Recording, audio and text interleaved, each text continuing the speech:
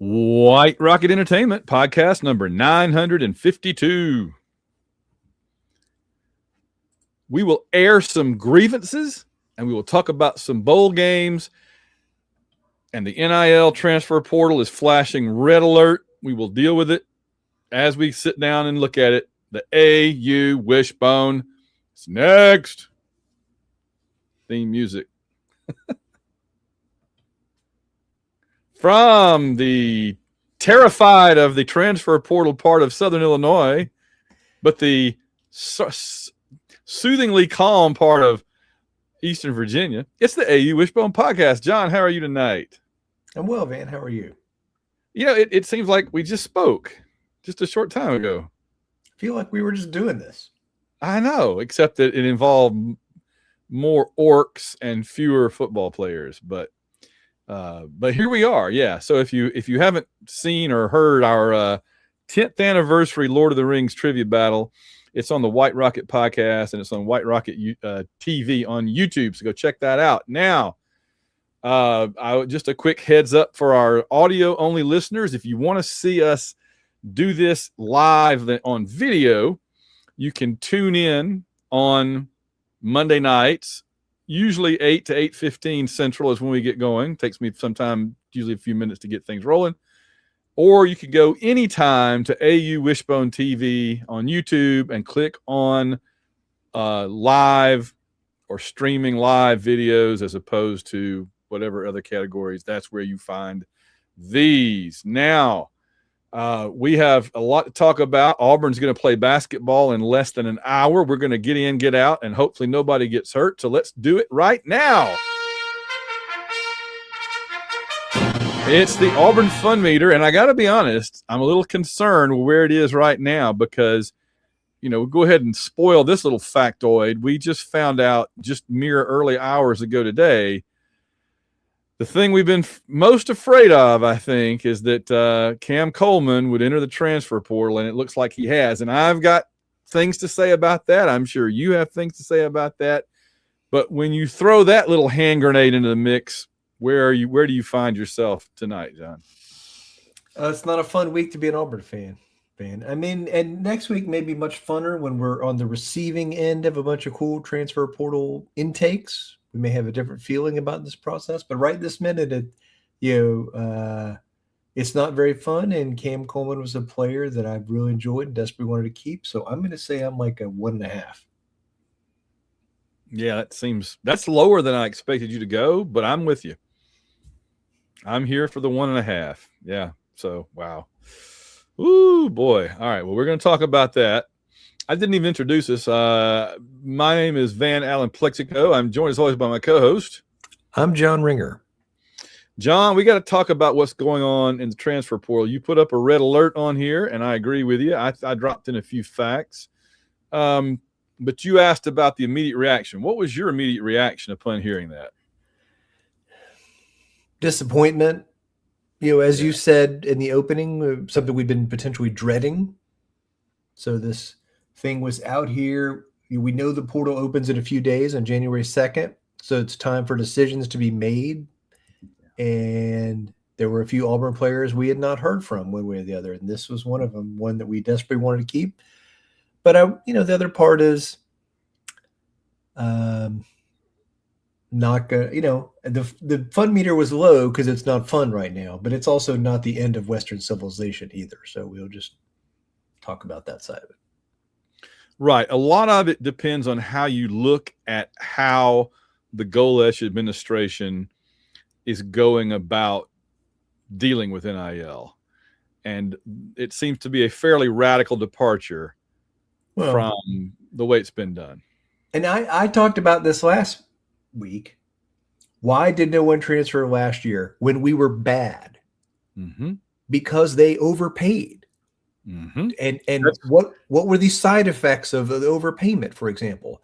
We didn't have that money to spend on the recruiting signees, and therefore our signing class was bad. Yeah.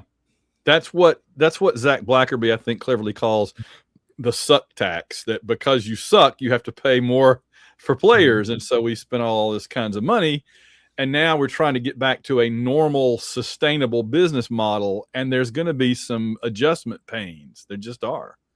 Yes. Clip it. Look at me remembering.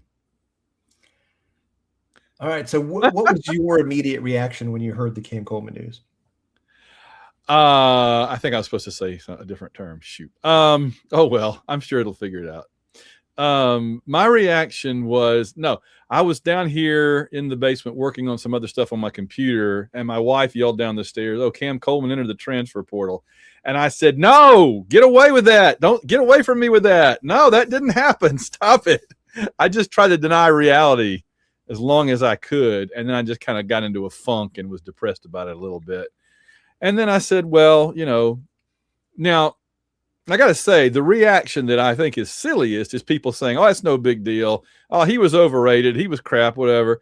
I'm like, he was like a guaranteed touchdown half your trips into the red zone that you don't have without him. So he was worth every bit. And that's silly to say that, I think. I mean, compared to other college football players, he's very valuable. He's very entertaining and fun, and he makes your team better. So, yeah. So, well, a couple of things. I did some research. There's a good article on the Atlantic right now that actually was free, and the headline is, I guess it's from about a month ago. "The college football spending cap is brand new, and here's how schools are already ignoring it." And I read through it, and it was basically saying how they have a cap, and then nobody. That's kind of what got us with the over the summer and all that. A to Z Sports is saying that it comes down, the Coleman thing comes down to finances, that Cam Coleman's agent wanted $2.5 million for next year, more than double his current earnings. Golesh offered to make Coleman the highest paid player on the roster. It's on three's valuation for him is $1.8 million. I think is woefully low. Some have said Auburn has offered as much as $2 million. I think Justin Hokanson says Auburn's offered over $2 million. They're currently asking $2.5 million, but the thinking is if he enters there's a projection that if he enters the portal, there'll be a bidding war between or among Alabama, LSU, Texas A&M, and Florida, and that could make him climb all the way over $3 million. I could totally see that happening when you get those sharks circling in the mix and the blood in the water. I could totally see that. And so the other thing they mentioned is Auburn faces a difficult opportunity cost calculation because the main glaring weakness is replacing offensive line. I have a couple of things about that coming up in a minute. But allocating 10% or more of your total salary cap to one player on a 105-man roster is not the best way to address a whole room full of problems with the offensive line. So you have to kind of judge, are we willing to spend that much of the money we have available on one player? Is he worth it? But then it also may impact whether we keep Deuce Knight or not without Cam Coleman. That figures into it a little bit too, because Deuce will be seeing all these receivers that he was looking forward to throwing to all leaving now, which is, that's going to be a serious issue. So he may not want to hang around to throw to the third string receivers that we're going to have. So I don't know. That's just, it is kind of like you have to pick your poison in a way, right? Sure. And people that have played fantasy baseball or fantasy football in a salary cap league know, like, you could do a stars and scrubs kind of approach where you have 8 or 9 guys you pay out your money to, and everybody else gets the minimum. Mm-hmm. And if those guys don't produce or they get hurt, you have real problems. Yeah, obviously, just time out for a minute here. Like, we're having a conversation about this, like NFL free agency, right? Which is basically what it is. But there's probably some listeners that are listening to this and are very much like, I don't want to. This is not how I want to think about Auburn football or whatever. And I think it's also like, this stuff was happening behind the scenes beforehand, before, when players were recruited. before the NIL and the transfer portal ever arose. These kind of bidding wars happen for players. You just didn't hear about it because it wasn't legal in the process. So, I'm disappointed. I think, Auburn had a losing record last year with all these guys on the roster. Mm-hmm. So, there's no, if we brought the entire band back together again next year, we might not have a winning record. So I think you have to look at the roster and say we needed to change some things. And there's certainly some players we want to keep, including this guy. But it's also a thing of where, we weren't going to be able to keep everybody. And that's, part of the deal where we are. So I think we just kind of live with it and move on and try and look forward to the other end of this equation, which is us bringing in some players on Friday. So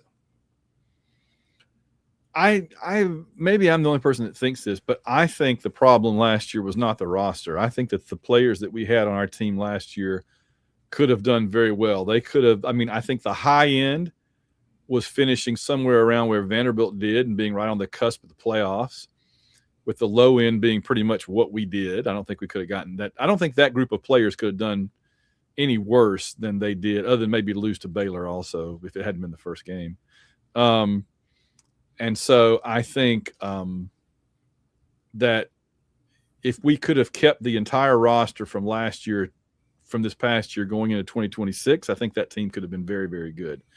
I hate that we're not going to ever get to find that out, but I have a feeling this is just going to be the way it is every year now going forward.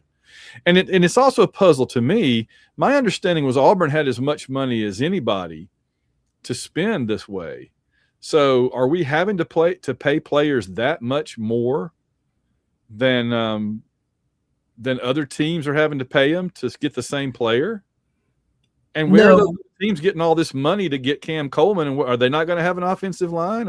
I don't, if you're Florida and you spend $3.5 million on Cam Coleman, are you going to have an offensive line? I don't know. Well, some of these schools we're talking about have talented young offensive linemen already on the roster, already agreed to at reasonable prices in this thing. So that puts them in the portal, and we can give them $1.5 million. But they're not entering the portal. Like, they've already made a deal with them, and those guys are not entering the portal. So they enter the portal shopping season with 3 or 4 offensive line spots they don't have to fill. So therefore, and they have below market costs in some of those. So that's how you end up with extra money to spend on this. They also, I think it goes back to the tax thing you talked about. I think players want to play at Georgia because they feel like they have a chance to win the national championship there, and they would take less to do that. So that's the other part of it too. They feel like they're going to be developed in NFL players and they'll have a chance to play for the national title. So what all this is telling me, in the long run, I don't want to just look at next season, whatever. Yeah. What this is telling me is that in the long run, we are in for a bigger, deeper, harder rebuild than I even thought we were. I thought we pretty much got the personnel. Freeze did that, at least. Now we just need to get a good coaching staff. Well, as it turns out, no, now we've theoretically gotten our good coaching staff. Now we got to turn around and go back and build a whole new team and convince people to give it a try when the players that were already here don't want to and are leaving. It's very frustrating. It is frustrating. I think you summed it up pretty well there. The one thing I would say is, like, this was coming, right? There was a coaching change. Some of the players, forget the financing part. Some of the players, wanted to go somewhere else, didn't like how they were used in the past, didn't want to give the new coaches an opportunity, wanted a clean slate somewhere else, a new fresh start. And so that was going to happen with some amount of players, no matter what. Yeah. I would put, who's our other receiver that, Singleton? Not Perry Thompson either. The punt returner.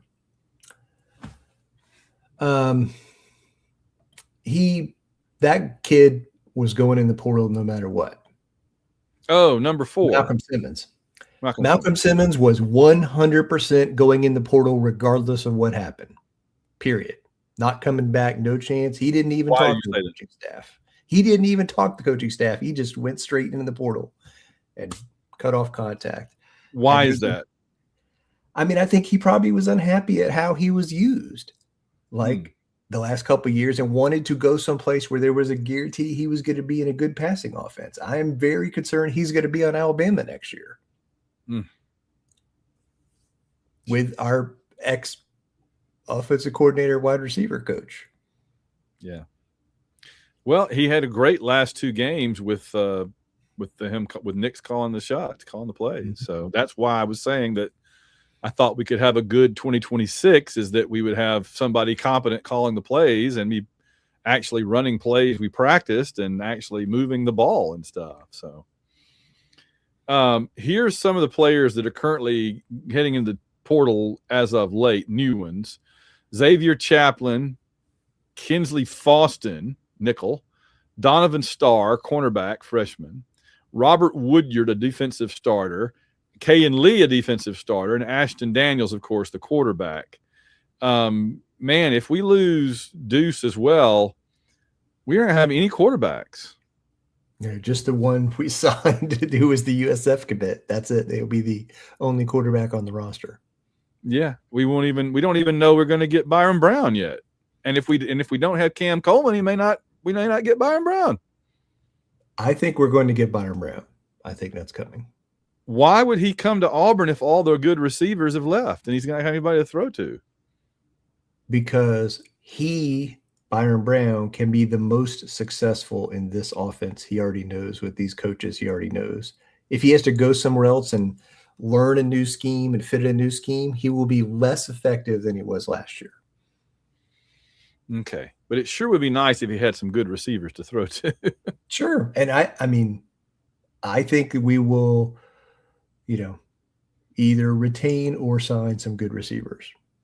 They probably won't be Cam Coleman level, but they will be good players. And back to the ones we had with the first year with Freeze and that was bad. Some desperation, identification. I think at that point. So here's how it breaks down right now. We have talking about entering the portal as of now, 4 offensive linemen, 5 receivers and tight ends, which is just ridiculous. 1 running back. That would be going all the way back to the middle of the season when our starting tailback entered the portal. 1 quarterback, which is Ashton Daniels. And then on defense, 5 cornerbacks or safeties, 1 linebacker, 1 defensive lineman, 3 edge. That hurts. And then, of course, 1 kicker, Towns Magoo, is leaving. The Towns Magoo experiment finally has ended. He can go miss field goals for somebody else. So I wanted to look at just the offensive line really quickly. Let me run through this. Players on their way out of our offensive line: Jeremiah Wright, Dylan Wade, Mason Murphy, Xavier Miller, that's too tall, Connor Liu, Xavier Chaplin, DeAndre Carter, Favor Edwin, and Seth Wilfred, all either graduating, going to the NFL draft, or entering the transfer portal. Coming in, Bear McWhorter, Mason Mathis, Michael Lundy Foster, Parker Pritchett, Wilson Zaire, and that means 9 are leaving and 5, all freshmen so far, are coming in. We're going to have to find some transfer portal offensive linemen. There's no doubt. Yes. You got to. But how you can lose that many in 1 year? No, and we'll definitely sign some. There was something on Twitter tonight about one of the starting offensive tackles from Oklahoma State is visiting Auburn as soon as the portal opens. We will sign a few players out of the transfer portal, but this offensive line is the one position, more than receiver, more than quarterback, where you must sign the players out of high school. That's the only way. That Justin Ferguson had a thing about how out of like the first, second, third team, all SEC players. So there was one tie in there. So there's literally like 16 guys total on the offensive line across first, second, third team. Only 3 of them were transfers. The other 13 were all players that signed with those teams out of high school. So I think that says the importance of the high school recruiting and the development of those players, and not trying to get players from the portal and throw them in the fire every year. So, yeah, but the problem is we're going to have to anyway. We're going to have to this year, but I think as a long-term strategy, that is not it. No, right, exactly. Then that's again why I say that our rebuild is looking to be longer than I was hoping it would be.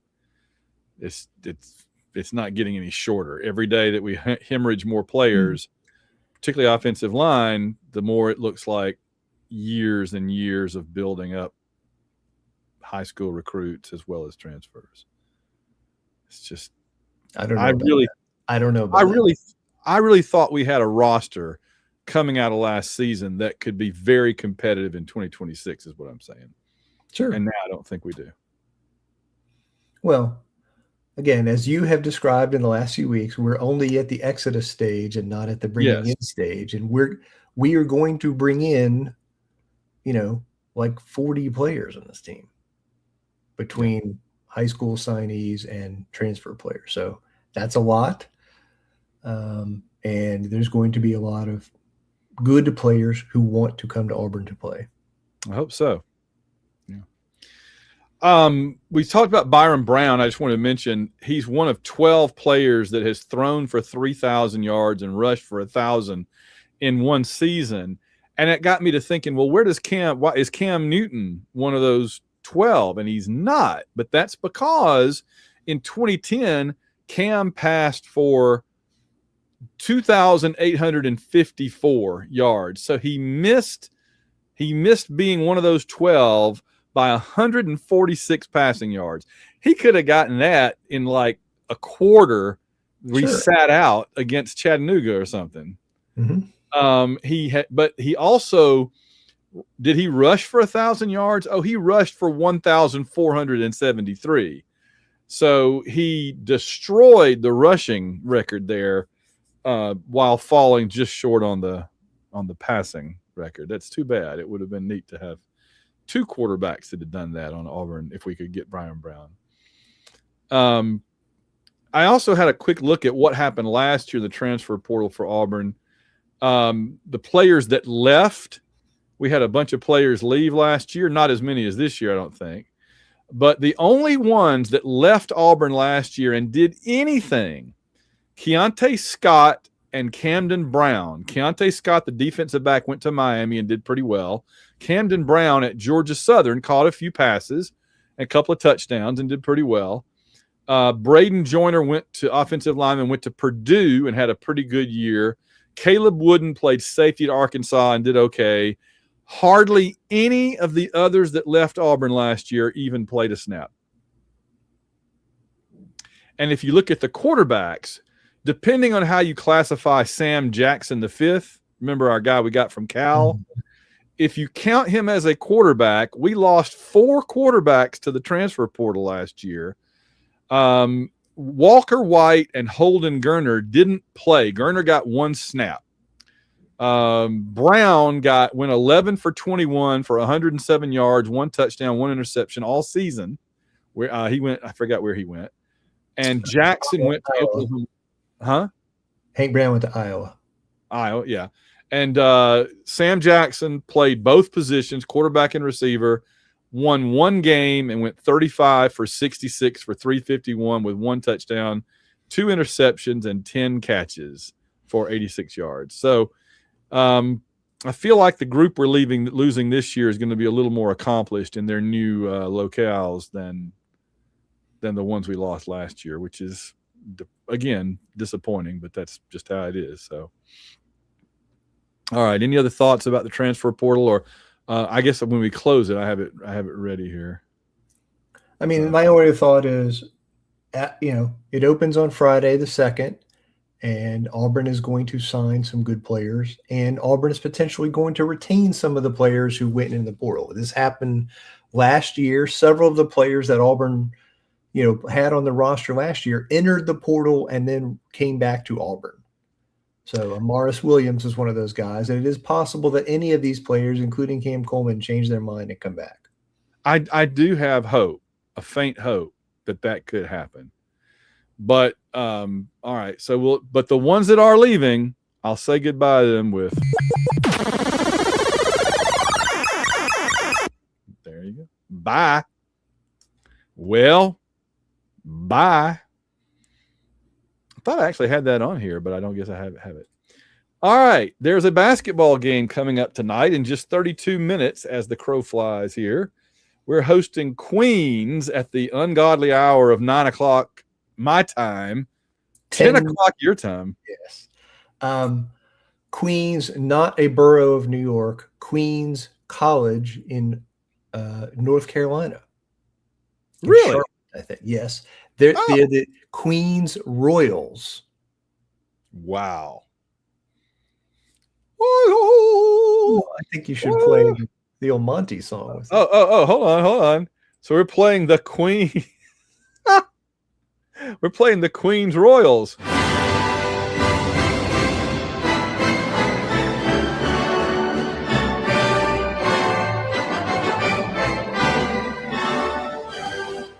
I say. Here's what we know about Queens. They are from, obviously a smaller, lower-level conference, but they're picked to win that conference. They're not terrible. They've played some big-time schools. They are an excellent offensive team and by far the worst defensive team we're going to play this season. Okay. They are really bad on defense. So, but they can score. So, for example, they went to Arkansas, 2 weeks ago or so, and they scored 80. Queens did. The only problem is Arkansas scored like 125. So I think the challenge for Auburn is, don't get frustrated when they're making some baskets, but also just take good shots because there are going to be plenty of good shots available. Okay.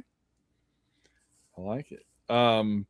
So that should be fun, and we'll get the show over hopefully in time to get to see that game. We've got Georgia coming up to open the SEC play Saturday, noon Central, 1 o'clock Eastern on the SEC Network. What do we know about Georgia, if anything? We've, that's been a tough place for Auburn to play recently. There have been some competitive games over there. Yeah. Georgia has turned around and has created a team that is the highest scoring team in the conference right now. Crazy. It is crazy. Here's the difference. They have played a very weak schedule. Okay. They have played like the 300th toughest schedule in the country. All right. Well, clearly the opposite of the strategy that Stephen and Bruce have pursued. Yes, that's right. So we're playing a much tougher schedule. So I think we'll be kind of battle tested and prepared when we go to Georgia. They're going to play fast, up and down, and I think that is going to be a fun, competitive SEC opener for Auburn. I look forward to it. There's going to be a number of teams in the future schedule that play like an up-tempo brand of basketball, and so that's going to be a challenge for Auburn. But I think this team actually will do better with that than kind of a slow it down thing. I think getting this team in the open court more, instead of a team that wants to pack it in on defense and not let us get the ball in there, I think we'll be better off in that way. All right. I wanted to mention Dylan Cardwell is currently the leading shot blocker among NBA rookies, and he didn't even get drafted. He came in as a free agent. And is with the Kings, I believe, and is doing great. He's doing great. He's having a very good rookie year. Well, we knew that Dylan would be good if he could just get on the court, and look at him. There he goes. So I'm very excited for him. Good deal. We have a new segment, John. Now, I don't have a theme song set aside for it, but to be fair, I don't know what YouTube would allow. So I'm going to play this as a good theme song for it, and then we'll see if they allow it. There will come a payday, hallelujah, what a payday. There will come a payday someday, someday. There will come a payday, hallelujah, what a payday. There will come a payday someday. This is, what segment are we doing, John? Airing of the grievances. That's it. All right. So explain to the listener who's never heard of this, what is airing of the grievances and where did this come from?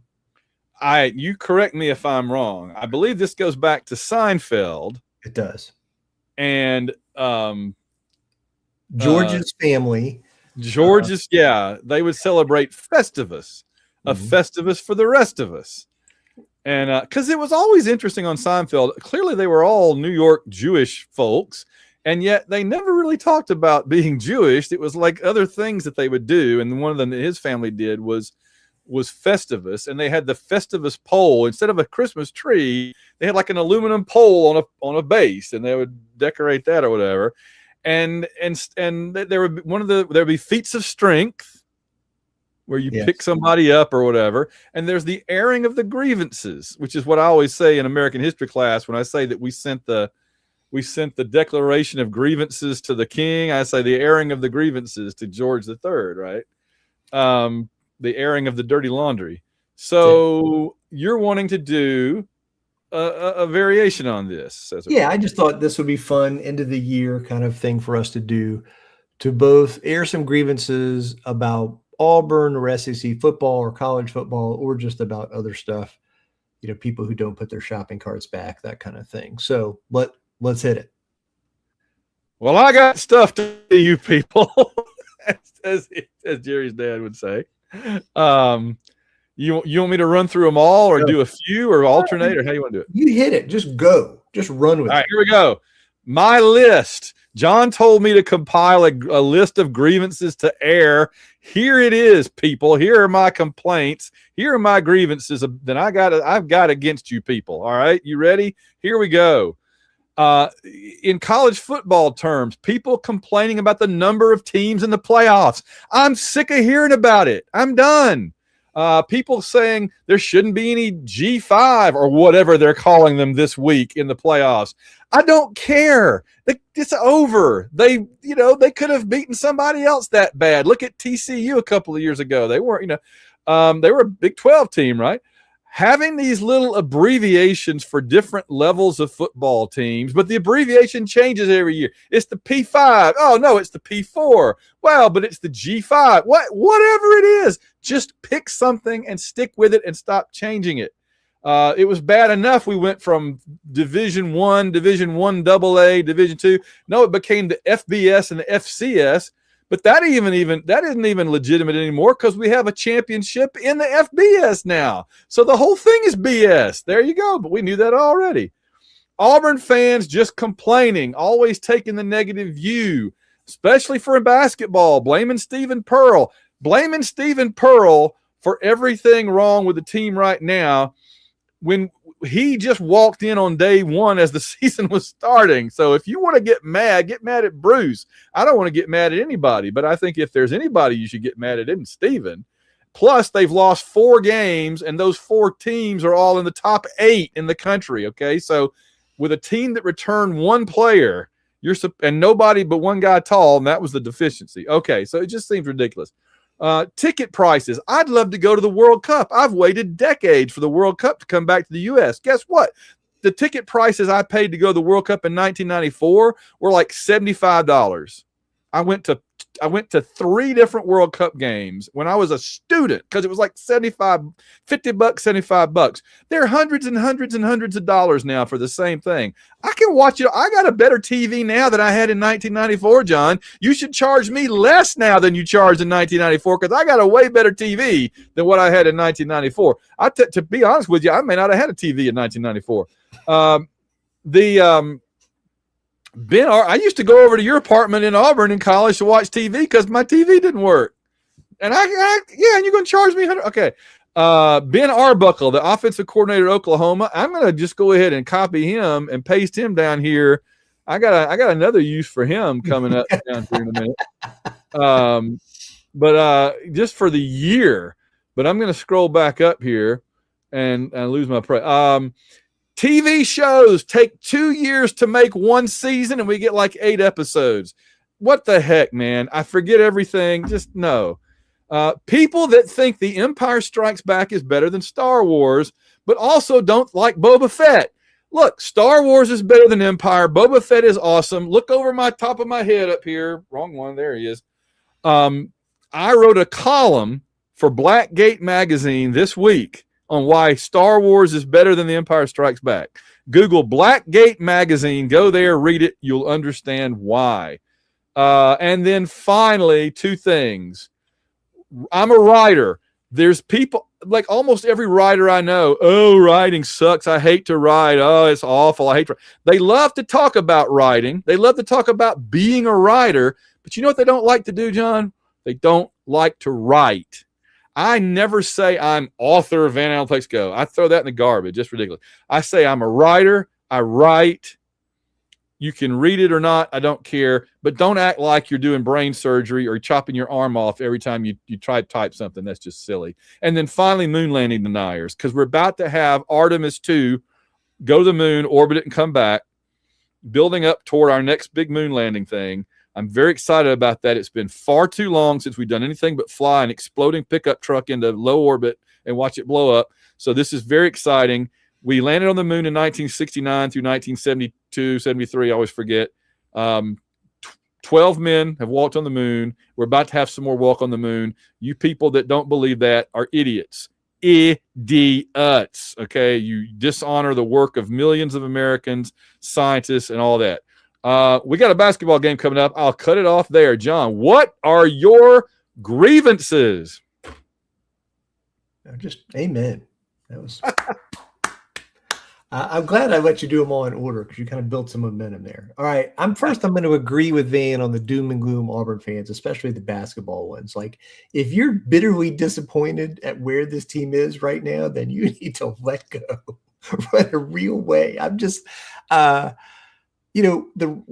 joke for the last several years, we're a blue blood, and that was a fun online thing to do, but it's a joke. Okay. Like this, let's be real about your expectations and stuff. So I think that's a little bit, I think I'm some grievances. I'm really upset with SEC football officiating this year. I think it was the worst of any season I ever remember. And there's been some bad ones, but I thought the officiating obviously directly impacted the Oklahoma game, and the Georgia game was terrible. The officiating in the game was terrible. That was as angry as I've ever felt Jordan-Hare Stadium.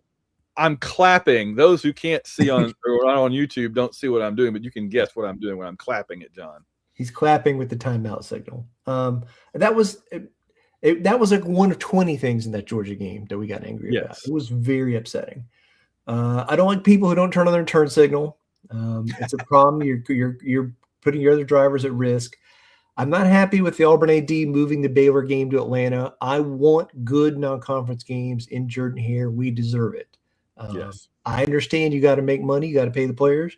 There are lots of other things you can do. So I'm also tired of like college presidents and administrators who voted on these realignment decisions for money, and then they're wondering why people are not happy, not going to the games, why people are, fed up with their teams are not happy because they got to travel. Those stupid, UCLA volleyball team has to go to Rutgers and Maryland and crap. So on a weekday night. So people are not happy with college athletics right now, and it's because of these same people are making these realignment decisions for money, made those decisions. It's not anybody else, it's them.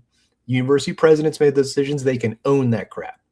Finally, I'm just, I'm going to be completely honest. I do not watch the playoff ranking show. I do not listen to any discussion of the playoff rankings or read any analysis of them during the season because I don't care at all. At some point in the distant future, if Auburn is ranked, I might pay a little bit of attention, but I'm not watching that TV show and I'm not listening to all that stuff every day. So it does not matter. I would throw in that exactly right. And I would throw in another thing on my grievances list. I try to listen to the various SEC and national college football podcasts, but it's all just, here's what's going on at Ohio State. the whole episode. Here's what's going on at Michigan, the whole episode. Here's what's going on with Alabama, the whole episode. I'm like, talk about other teams. At least when Cole Kublik does his video breakdowns every week during the season, he covers every team, and he gives every team an opportunity to hear something about their team. That's what they want. I have no interest in what's going on at Ohio State. I couldn't care less.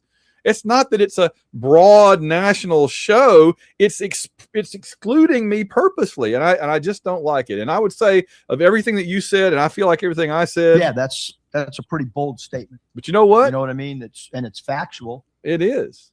So then so be it. That's right. All right. The bowl pick'em. Give us a quick glimpse of what's happening there. All right. Bowl pick'em's going well, as we said. We got over 50 people participating. It's a really fun group. There are 4 teams tied for first place, including yours truly. Yeah. The 4 leaders are at 19 and 9. It includes myself, Christopher Thrash, whose team name is What Time is the Auburn Game? Josh Benefield, whose his team name is Regular Season Champ Cato the Winner. And then Patrick Williams, whose team name is Smoked Meat Every Day. That's so good. Wait, what is Patrick doing? Smoke weed every day. Okay, that's what I thought. By the way, a big group right behind us at 18 and 10. So, and then 17 and 11. So we're far from safe. What am I? I haven't even looked the last couple of days. Van is 16 and 12, tied with Mira and a few other people. So you're right there. How's Boris doing? I'm looking for Boris. No, Boris is above you. He is 17 and 11. He's 2 games back of the leaders and a game ahead of you. So Boris was dressed up for the Lord of the Rings trivia with his sorting hat to tell you what house of Hogwarts you'd be in. He kind of got he got his channels crossed a little bit. And so he's Jordan hair. That's the house. Thank you, Boris. Appreciate that. Speaking of Boris, Santa Boris, he's no longer in his. No, he is still in his Santa costume underneath there. Santa Boris. Do we have any notes? Well, I guess we'll save them for listener questions if we do. Questions. All right. I did get my AU helmet for my office, so I have the little helmet you can't see. I'm going to redo all this now that we got the zooming in. I'm going to have to redo it, but I've got my little Riddell Auburn helmet back here with Boba Fett. Can't see him either. But anyway, we got to thank the patrons right quick. And they're going to just have to buckle up because we want to get to the basketball game. Here we go. www.auwishbone.com. Let's see if I can do this quickly. I may skip a few things, so bear with me. We have to thank Samuel Salvatore. And we're going to save that for just a second because we got a couple.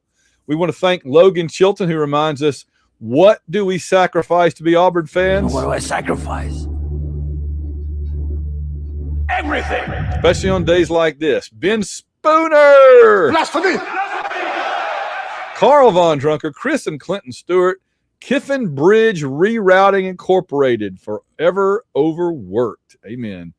Earl Ricks, Phil Amthor, now giving Van and John a break from the no sound clip since the dismal years are over, I hope. Well, I hope you're right, Phil.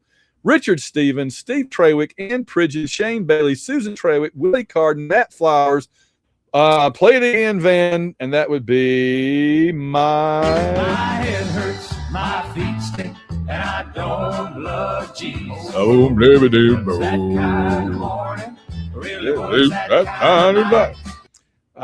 Gary Grant, a.k.a. AU fan at KSC, William Morgan, Bradley Blackman, Eric Morgan, Michael Kirshner.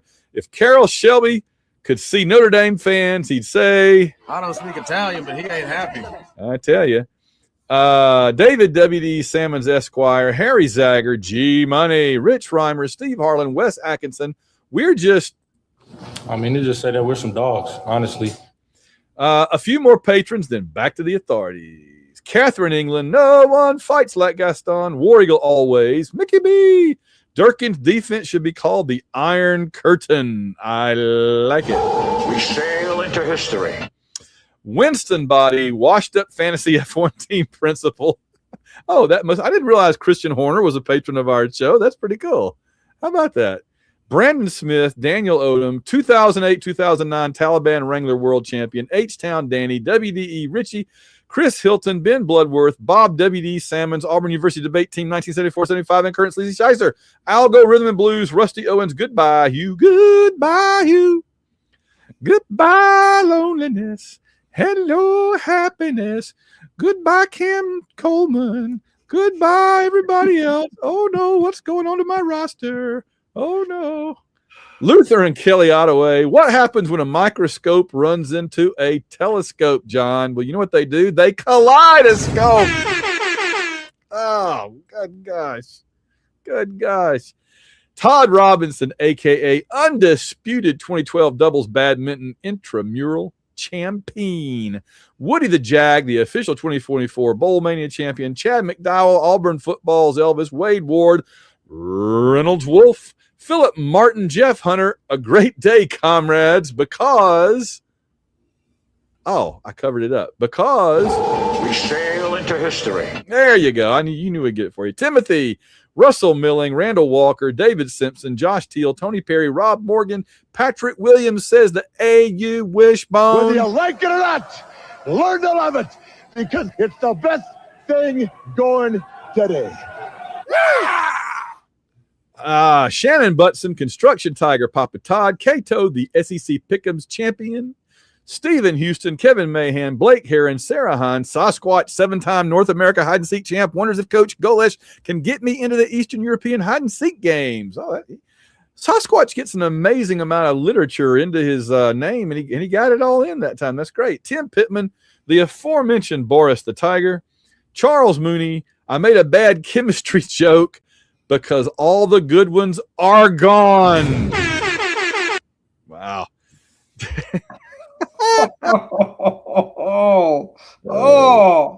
Yep. I make a joke about various electromagnetic beams, but some of them are X-rated. Oh, look at me making up a joke on the fly, John. On the fly. I made that up. David D. Auburn. I can't see. Auburn Blue. Dr. Crockham. Bill Weathers. Eternal Glory. Walt. I'm sorry, Walt. Of course it's Walt. Walt is ready for actual offensive game plans because we all know the average Ruski doesn't take a dump, son, without a plan. Then so be it.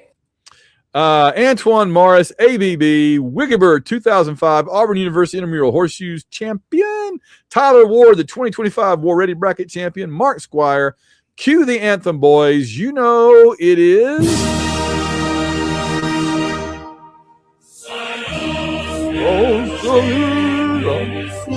Auburn, number one. Golesh, number one. Boris, number one. All right, good. I like playing it for us for a change instead of for Alabama, Iran, and Russia. It's nice. That's right. Turning it around. Reclaiming it. John Stubbs, Clay Henson, Justin Bean, James Taylor, and finally Ruth and Darren Sutherland, Stephen Thompson, Ben Amos, Spanky. What is the difference between Iron Man and Aluminum Man? Iron Man stops bad guys.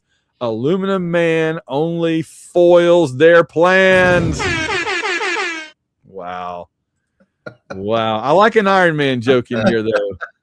Aluminum Man does everything an aluminum can. Get it? Hey, I just made that up off the fly, too. Chris Como, I'm killing tonight. I'm killing. Darren Pyle, Theodore Gary, David Smiley, Trevor Johnson, Royce Alvarez, college equestrian expert, the other Auburn Elvis. AU falling up. John Atsuki, Paul Bankson, MVP, captivating Kathy Bright. You don't have any friends. Nobody likes you. Kathy just texted me night before last or last night this really cool Lord of the Rings puzzle that she put together. And when you shine the flashlight on it, like from your phone, it had a secret message that was really cool on it. So I hope she got to hear our trivia battle, and I'm really curious to see how she did. She's a big Lord of the Rings fan. Ben Regas, Bobby Polite, Elizabeth Donald, I'll buy this for $1, Rich Hammett, Chris Braun, Alex Brown, Siberian Tiger, the Slinko family, Daniel Witten, Tim Saul, Jim McCory. I will lick the toes of you. I will not lick the toes of you. I do not like those toes of woe. I'm Tiger. I am not a hoe. Whew, got that one in fast. New York Tiger knows Santa does not pay to park his sleigh because it is always on the house. Steve Bailey, CT Tiger, Jim Myers, Trey Jackson, Howard Franz, Peter Wang, Willie Moe, Zach Doran, Chris, and our one-time and anonymous donors. We thank you all. Join their ranks. Keep our program commercial-free. Go to www.auwishbone.com, and we have a new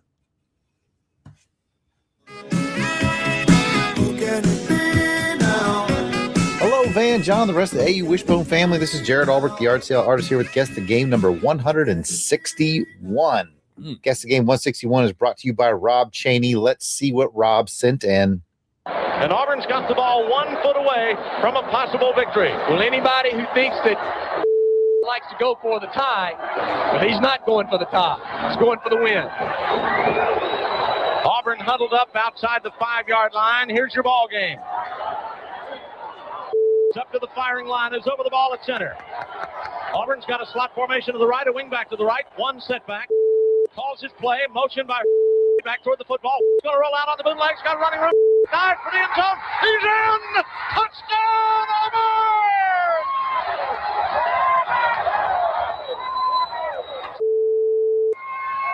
On the naked bootleg. Fake the pitch to the right.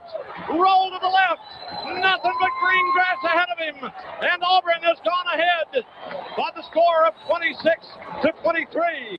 Okay, a little bit of old school stuff right there. I will see you guys in the hint file where we will get rid of the bleeps. All right, the announcers were... I sound like Jim Fife and Charlie Trotman to me. I have to believe that was the case. So the old school Auburn announcers, which means the time frame is what? That was an older clip. From about 81 through 2001, 2002. Well, let's say that was clearly some kind of like option pitch offense, I think, maybe. Yeah. So it made me think of like early die teams, that clip. Did you notice he said that something about would be going for a tie, but he's not. He's going for the win. Yes. And he also talked about slot backs and stuff too. Because we were down 3, it sounded like, and we scored and went up 3 plus the extra point. Mm-hmm. So when I think about Auburn in that time period, running in a naked bootleg with the quarterback from that close to the goal line, I think about a game you were at and I was not. The Peach Bowl after the 90s. Against Indiana? Yes. I guess it was a very muddy field, Fulton County Stadium. So didn't Stan White roll out and take a? Yeah, I think that was the winning play, and we did not play for the tie. Right. I like it. Let's go with that. Let's go. That was 90, right? Because we didn't go to a bowl game in 91 or 92. In 93 and we were on probation, so it had to be 90 if it's Stan White. Had to be 90. Well, let's go to the hint file and see if he says Stan White, and we'll know. Well, I think, but I want to get our ducks in a row. I think it was 1990 Stan White against Indiana. Yeah. Here we are in the hint file. Let's get rid of the bleeps. Give it another listen. And Auburn's got the ball 1 foot away from a possible victory. Well, anybody who thinks that Pat Dodd likes to go for the tie, but he's not going for the tie. He's going for the win. Auburn huddled up outside the 5-yard line. Here's your ball game. Meeks up to the firing line, is over the ball at center. Auburn's got a slot formation to the right, a wing back to the right, one setback. White calls his play, motion by Herbert Casey back toward the football. White's going to roll out on the bootlegs, got a running room. White dive for the end zone. He's in! Touchdown, Auburn! It also doesn't sound like Jordan here. On the naked bootleg. Fake the pitch to the right. Roll to the left. Nothing but green grass ahead of him. And Auburn has gone ahead by the score of 26-23. Okay, I'll see you guys in the answer file. We heard Herbert the Weapon Casey in there. Yes. Yeah. Which also sounds like 90. So I think he was on 89 too, but we went to the Hall of Fame Bowl. All right. I feel good about it. You feel good? Do it. Let's do it. All right, Van, John, if you guys figured out that this is Auburn playing Indiana in the 1990 Peach Bowl, then you are correct. I want to thank Rob Chaney for sending that blast from the past. And if you want to be like Rob and send in a play for Guess the Game, I can be found at lots of different places. I am at Yard Sale Artist on X, Facebook, and Instagram, or you can email me directly at Jared, that's JARROD, at theyardsaleartist.com. Until next time, Van, John, well, we got another one right. We got to get better at celebrating. But you know why we got that one right? Why we keep getting them right, John? I mean, they just say that we're some dogs, honestly. When it comes to remembering obscure football games from decades ago, we just some dogs, honestly. True. I mean, I might even go so far as to say about myself. And I am the King of England. Yeah, I like that. Oh. All right. That was good. That was good, Jared. And I forgot who he said sent it in, but we always we appreciate it. All right. So that was Guess the Game. And that was very good. And now, brought to you by title sponsor Samuel Salvatore.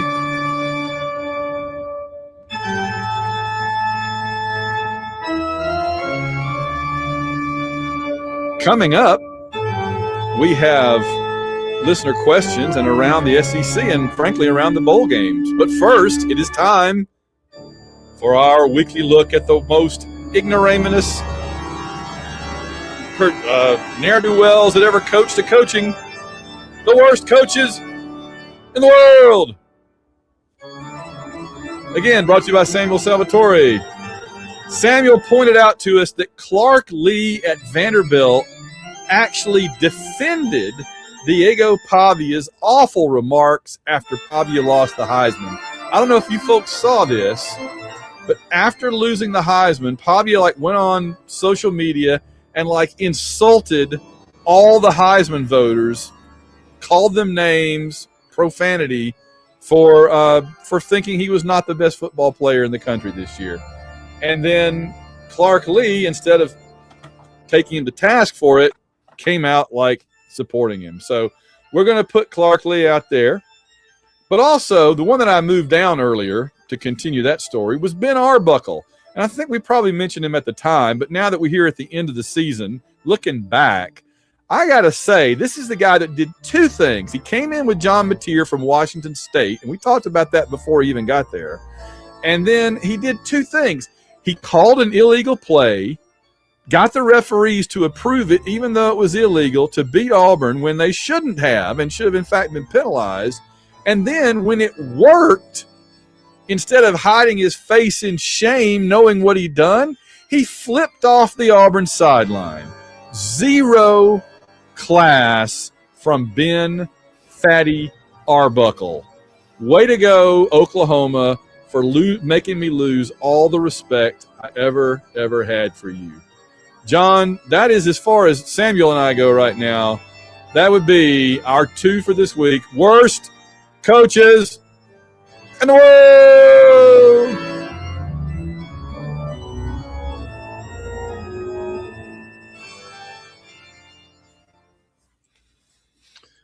And now, Thank you. Order. Questions to the Prime Minister. It's time for listener questions. Dum, dum, dum. On the AU Wishbone podcast. All right, we have crossed over 9 o'clock territory, so let's get through this thing. What we got? Game won't be starting for a few minutes. It's running Okay. behind. All right. First email is from Jim McCrory. Sent us a nice email about managing the NIL budget. And he says, Van and John, War Eagle to you both. On the subject of managing NIL budgets and recent portal exits, I got interested in how NIL money could get allocated for each position on the team and came up with this chart below. And he basically made a table based on the $30 million budget, average number of players for each position based on an 85-person roster, and what percentage of each position gets the total amount. And so he did some analysis on this. I'm going to forward it to you, Vance. You can look at it. And so, for example, it's the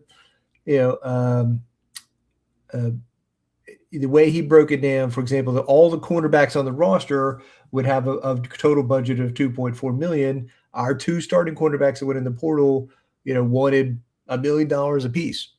So this is when you get into, you can't fit everybody in the budget. So this is tough decisions, and it's interesting analysis. I'm going to send it to Van so you can look at it.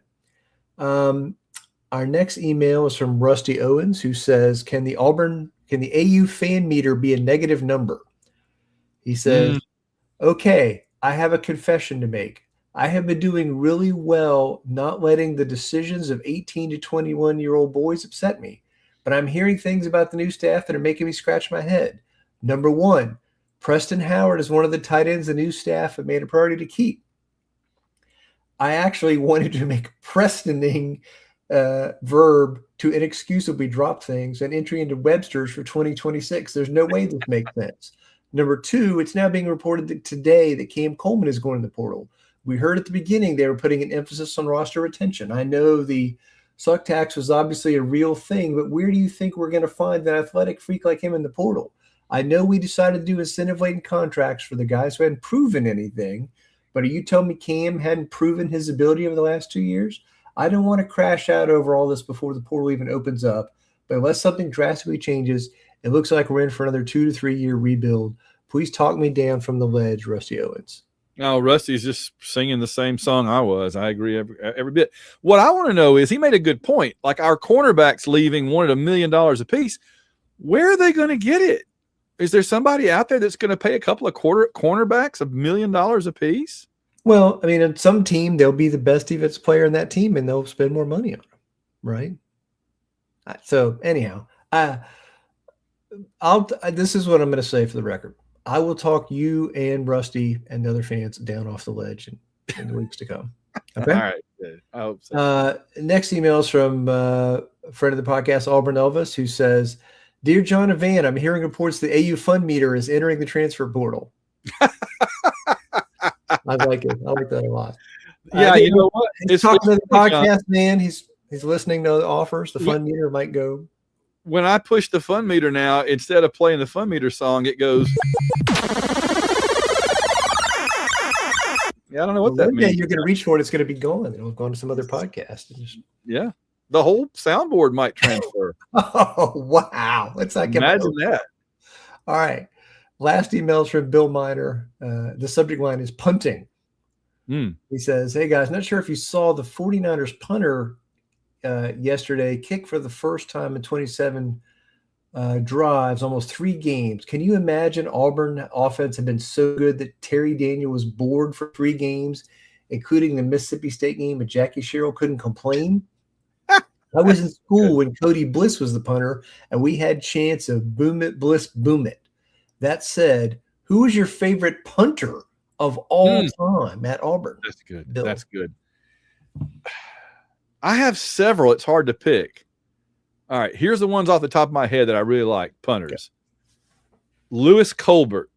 For the mid-'80s teams. He was All-American, I believe. But also a great story. Yeah. Yeah. His foot is. He was born with a misshapen foot, but it actually enabled him to be a better punter. It's crazy. Who was the one in 99, 2000 that Duval? No. Yeah, Damon Duval was fun because he was the place kicker and the punter, and he was just crazy. He was a loose cannon. He'd get Tuberville crazy. And I looking back in hindsight, I'm totally Team Duval now. Cody Bliss was certainly he and John Vaughn came in together like a package deal from Nashville, and they were great together, except for that one LSU game that Vaughn will never live down. Those are the ones that really kind of stand out to me. Who do you think? Oh, and then one you mentioned from '93 that had like a 70-yard average, and they accused him of putting helium in the ball. Terry Daniel. Yeah, Terry Daniel. Yeah. Yeah, Terry Daniel was great. He was a great punter. we've had some punters that were great at placing the ball, like ball location, a kind of a lost art of pinning the other team deep and stuff. So yeah. This is going to be this is a great question for Bill. I'm going to go back and do some research about this. Okay. Because Van wants to do some off-season stuff where we talk about all-time greats and stats and different positions, and we're going to bring the punting stuff in here. That sounds good. I like it. We also got to do our we're not going to do – John and I have been talking, and we decided instead of doing our play – we've done 2 play-by-plays, and those were fun, but we're thinking now we might do like the rewatchables of games instead of just like going through the game play-by-play. We'll just kind of go through some different categories of like what was the best play, what was the worst play, what was the most fun moment, best memory, cool, best player on the team that year, whatever, that kind of thing. So keep an eye out for that. That'll be coming once we get into the depths of the winter and all that. All right, let's go around the SEC. All right, let's take a trip around the SEC. New Year's Eve coming up in just a couple of days as we record it now on the 29th. We've got Miami and Ohio State, kind of a rematch of the early 2000s national championship game back then. That's at 7:30 Eastern, 6:30 Central, ESPN. So that's the only game on New Year's Eve because they learned the lesson a few years ago when they put a whole bunch of games on New Year's Eve and nobody watched them. It's the only playoff game on New Year's Eve. We'll get to the regular bowls in a minute. This is just the playoff stuff up front. And then on January 1st, very wisely, we have the actual other 3 playoff games. Oregon, Texas Tech at 11 noon Eastern, which could be the best game of the day, depending on how it goes. Texas Tech, I'm still in show me mode. You got to show me that you're that good. Indiana has shown me. Texas Tech, I haven't. It's just, and it may be I haven't watched, but they need to show me. Alabama, Indiana, 3 Central, 4 Eastern. That's going to be interesting. You've made your strong declaration. You came out strong, and you came down hard on Alabama, and you have chosen Indiana to win the game. And look, if you're a frequent listener, you know the deal. Van and I don't go in for the hot take manufacturer industry. That's not what we do in this podcast. We're telling you like it is. And I'm just telling you what's going to happen. There you go. I hope you're right. And then the last one, which was this the year Ole Miss beat Georgia, or was last year the year Ole Miss beat Georgia? Last year. Georgia beat them this year. Wouldn't it be interesting if Ole Miss lost to Georgia with Kiffin and then turn around and beat Georgia without him? But you know what's funny? Auburn could have done that. Auburn lost to Georgia with Freeze, but I guarantee you we'd have played them closer without him. Might have won that game. All right, other bowl game results. Virginia beat Missouri 13-7. That was an ugly game. I just lost interest in that game. It was so ugly. Houston beat LSU 38-35. That was a fun game. I enjoyed watching that game. Let's see. Coming up Tuesday, we have the Music City Bowl, Tennessee versus Illinois at 5:30 Eastern. Yeah, Mira, who's soon to be hopefully an Illini, is very excited to watch that game. Although she's hoping it doesn't. She's like, we can't talk about it because you don't want to jinx it. Because Illinois everybody else sends out their acceptances in like November and December. Illinois sends theirs out in January, so she's still waiting to hear back. And I mean, in fact, this was cool. The latest school to accept Mira was Loyola of Chicago. That's a good school. So that'd be kind of cool, yeah. The Alamo Bowl, TCU Southern Cal, 9 Eastern, 8 Central on Tuesday. Then on Wednesday, we have Iowa Vanderbilt, 11 a.m. noon Eastern. That seems like Vandy got a raw deal having to play Iowa. It seemed like they should have played somebody better since they barely missed out on the playoffs. And then Michigan, Texas right after that.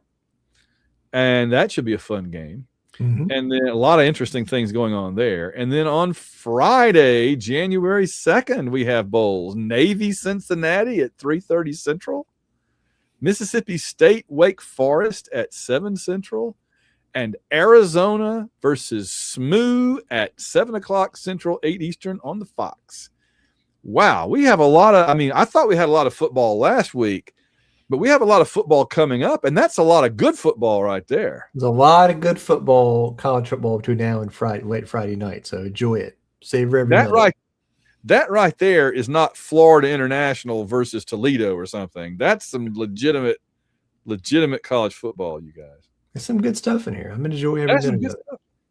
And there's a lot of games left. As you just pointed out, the bowl pick'em could go any direction. Could go any direction. A lot of possible outcomes here. A lot of close, tough games to call. It is, as they say, anybody's bowl game still to go. John, for Boris and me, any final thoughts before we ride off to watch the basketball game? Do not let the transfer portal get you down. That's a good place to end it. All right. Our time is up. Time for basketball. We thank you for yours. War Eagle, John. War Eagle, man.